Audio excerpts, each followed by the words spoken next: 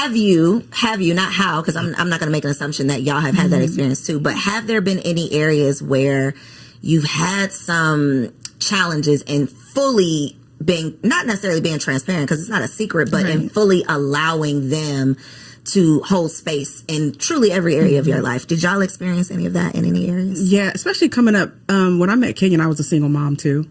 I've been a single mom. Even when I was married before, I was still very much a single mom. So, you know, that sort of thing where you've taken it upon yourself to handle and carry and do everything. We got married, and I mean, we had all kinds of money coming in the house. Lights were getting shut off. Things were getting like missed because I was trying to carry it all on my own. I was trying to do everything because that's what I've always done. And he was just like, where do I fit in? Like, you can't invite me into your life and not provide space for me. So where do I fit in? And so it came to a point where like he had to just take stuff off my plate because things were falling apart, but I didn't know how to fix it. I didn't know how to carry it all on my own either. And so we had a big old blown up fight where me coming from abuse, and he would like yell at me sometimes, like, why are you not asking for help? Like, seriously, what is going on?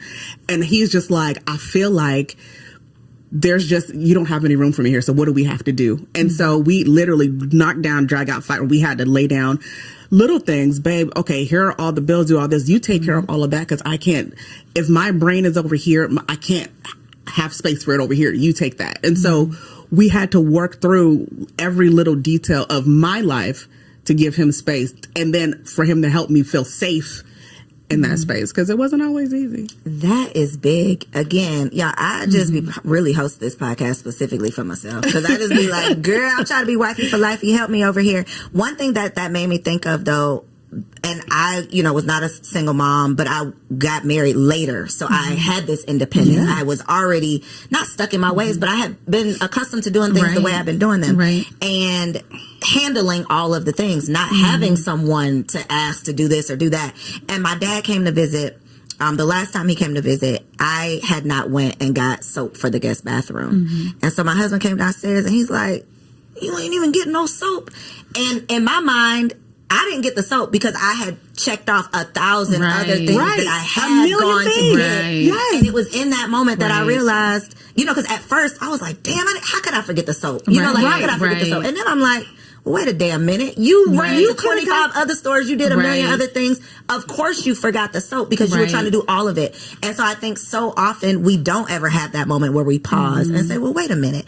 We just beat ourselves up, or we feel like we're, failing. Yeah. And it's really that self-awareness. It's knowing that it takes an adjustment, and it's not just going to be, he can't read your mind. That's another thing too. He don't even know about the soap. He didn't even have an opportunity to help out because I didn't ask for help.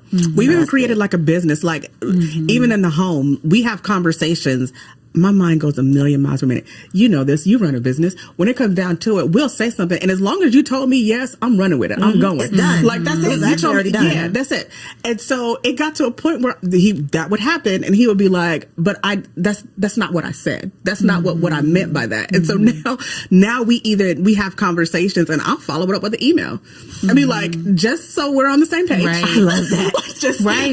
And literally, that's the only way we can stay on the same page, is because I hear go, he hears, okay, well, let's have another conversation or things like that. And so we have literally emails, business conversations about just like the household. Here's what we said. Here's what's going next. If you your disagree, marriage is your business. Yeah. I love that. That is a marriage management tip. Treating your marriage like a business, not in being transactional, but in the seriousness. I respect this marriage so much. I value our growth so much that I'm going to over communicate. I'm going to officially communicate. I'm going to send your ass an email so that I can be sure that we're on the same page, because it's that serious. It really, even the small little things can turn into big things if they're not handled.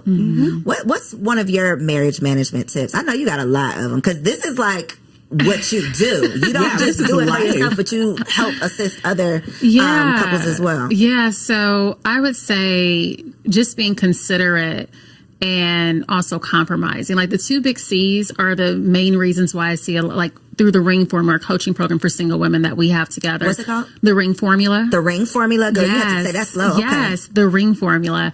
But that's the two things that I see a lot of business boss ladies where they just don't have it. They're not being considerate. They're not compromising within the marriage. I remember there were two different times.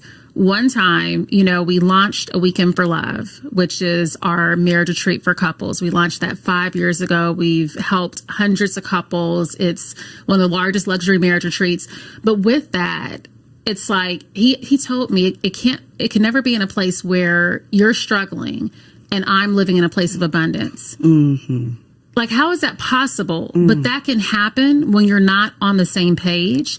And that's what happened because I was investing all, even my own personal money, sponsorships. We had a sponsor that pulled out and I was just like, I'm just going to make it work. And he was like, no, like you're over here struggling, but I'm out buying a new suit. I'm like drowning. How does that make sense? I could toss you a life jacket. Right. Yeah. But I didn't know how to ask for help. And we've got into these deep discussions, arguments, conflict, whatever like you that, want to say, right? discussion. Deep discussions